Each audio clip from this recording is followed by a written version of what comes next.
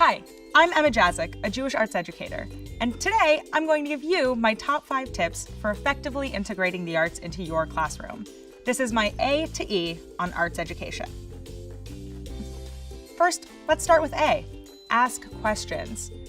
Ask your students open-ended questions and allow students to explain their artistic choices instead of guessing or suggesting.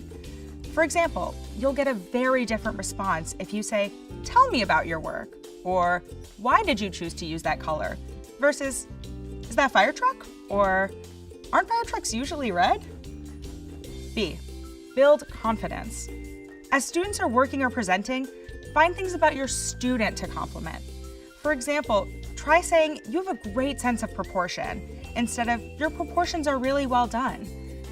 This makes your compliment about the student's ability instead of about a single instance of their work. For a student who feels like art isn't their thing, this slight change can make a huge difference in their willingness and desire to keep trying and develop their skills. C. Clarify. Now, this part is huge. Plan out your goals and objectives in advance and make those clear to your students. Sometimes it's okay to paint your fire truck blue because it's a geometry lesson and you're working on shapes. And sometimes you're using art to illustrate a piece of literature and the color is really important. Being open and consistent with your goals is so important for setting your students up for success. And once you've clarified what those are, it's easier to stick to being particular about those things and leave a little more room for your students' artistic license. D. Destigmatize failure. Art can be a really vulnerable experience for your students and for you. Create an environment that encourages trying and removes the shame from failing. You can model this by being open about your own shortcomings and persistence. For example, it's okay to say, "I learned this trick when I struggled with this part too." For your students, you're one of their models of success. So if you can fail and keep trying, it tells them that they can do the same. Last but not least, E. Embrace your method.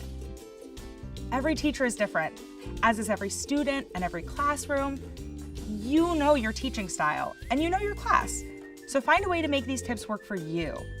Educational thought leader Elliot Eisner used to stress that the arts teach a number of lessons beyond technical skills, like how problems can have more than one answer, and how there are many ways to see and interpret the world.